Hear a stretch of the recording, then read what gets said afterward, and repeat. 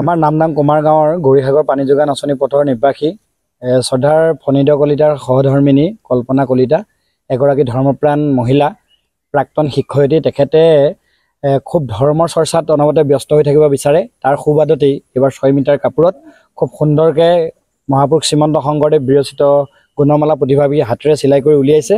আৰু তেওঁৰ এই কৰ্মই নহয়, তেওঁ সদায় ধৰ্মৰ চৰ্চাৰ প্ৰতি খুব আগ্ৰহী। আমি আশা ৰাখিছোঁ তেখেতৰ এই কৰ্মই আমাক সঁচাকৈ আপ্লুত কৰিছে। আমি অঞ্চলবাসী হৈ তেখেতলৈ ধন্যবাদ কৃতজ্ঞতা জ্ঞাপন কৰিছোঁ। আমি আশা কৰিছোঁ ভৱিষ্যতৰ সময়তো তেখেতে এনেধৰণে গুৰুজনাৰ এই ধৰ্মৰ চৰ্চাৰ বিভিন্ন কাৰি কৌশল তেওঁৰ দ্বাৰা যাতে আমি লাভ কৰিব পাৰিম। শ্ৰীমন্ত শংকৰদেৱৰ বিৰচিত গুণমালা পুথিখন মানে হাতেৰে চেইন চিলাইৰে কাপোৰত কৰিছোঁ।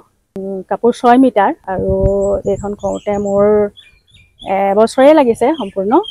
মাজতে 2 মাহমান অলপমান হেৰি হ'ল। 2023 চনৰ 11 ফেব্ৰুৱাৰীৰ পৰা আৰম্ভ কৰিছোঁ। এতিয়া 2024 চনৰ 18 মাৰ্চত মে'ত শেষ হৈছে। আৰু ভাবিলোঁ মানে মই এনেই চিলাই তিলাই কিবা কিবি কৰি মানে ভাল পাওঁ।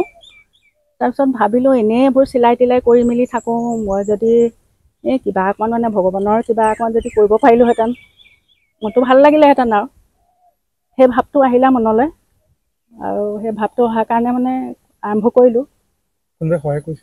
সহায় মানে কি আৰু এনে ফটো চটো মৰা বা হেৰি চেৰি কৰা এইবিলাকত মোৰ ভতিজাকেইটাই সহায় কৰিছে। আৰু কাপোৰ চাপোৰ আনি দিয়াৰ পৰা বলি চলি হেৰি চেৰি কৰালৈকে মানুহজনে বহুত সহায় কৰিছে আৰু সময়ো দিয়ে ধৰা।